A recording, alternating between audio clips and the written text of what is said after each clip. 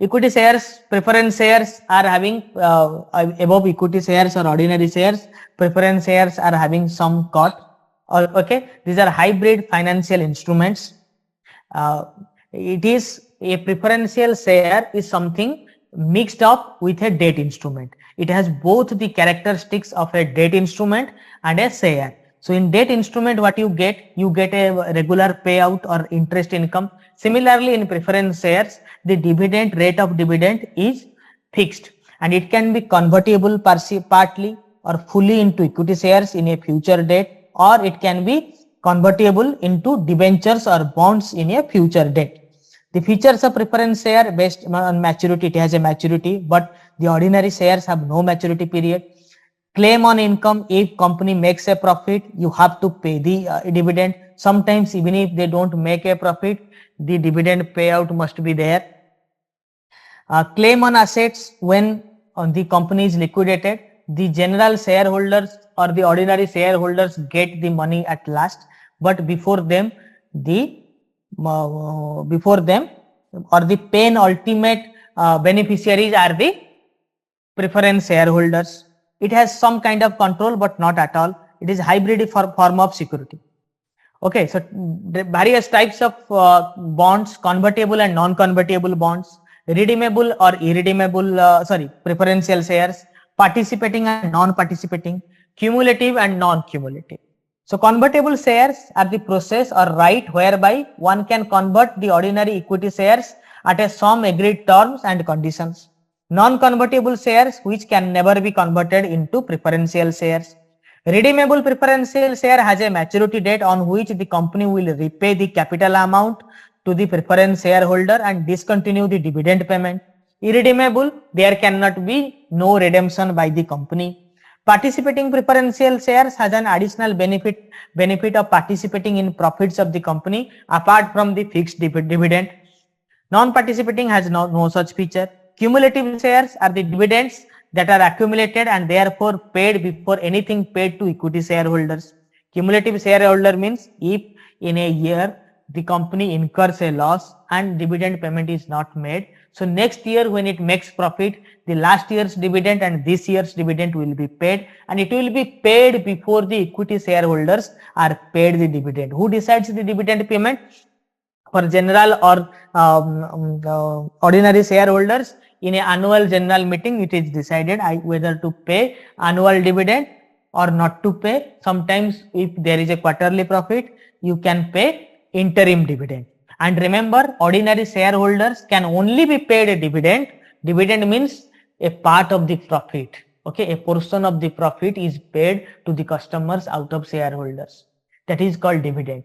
Mostly the government stocks, big stocks like Reliance, etc., government stocks like IOC, GAIL, etc., they pay dividend, means a part of the profit. Okay, so that is paid, right? Recently Wipro has paid for every equity share, they paid ₹1 as a dividend. So when you buy a share, not only you make profit out of the appreciation of share price, but also in term of dividend payment, you also get the profit. Dividend payment means when the company makes profit, you are the owner of the company, na? You are one of the owners of the company. So the profit should be divided between the owners. So similarly, the dividend payment is made to the owners. Is it clear? Is it clear up to this point of time? Am I confusing you?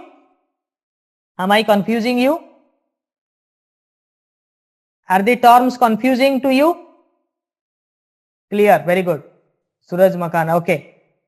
Yes, getting confused a little, okay. Okay, so sometimes it confuses, but these are clearly mentioned. Okay, those who are new to the capital market, sometimes it confuses, but I tried to make you understand these things in a very easy words. Okay, American depository receipts, what I said you. So depository are the companies, those who save the receipt or stock receipts of various companies. Okay, like what you deposit in a bank, you deposit money in a bank. In a depository participant, the ownership of a share is deposited. Okay, so that is depository participants. So if you want to issue any share in America, you need to get a American depository receipt. There is nothing more than that. If you want to issue your shares in European market, you need to get a GDR, that is called Global Depository Receipt. Okay, and it is also known as International Depository Receipt, IDR. Now with an IDR or GDR, you can list your stocks in a non-US stock exchange like London Stock Exchange, Euronext, France, etc. If you are a public sector banker and eligible for promotions this year, then you have landed at the right channel.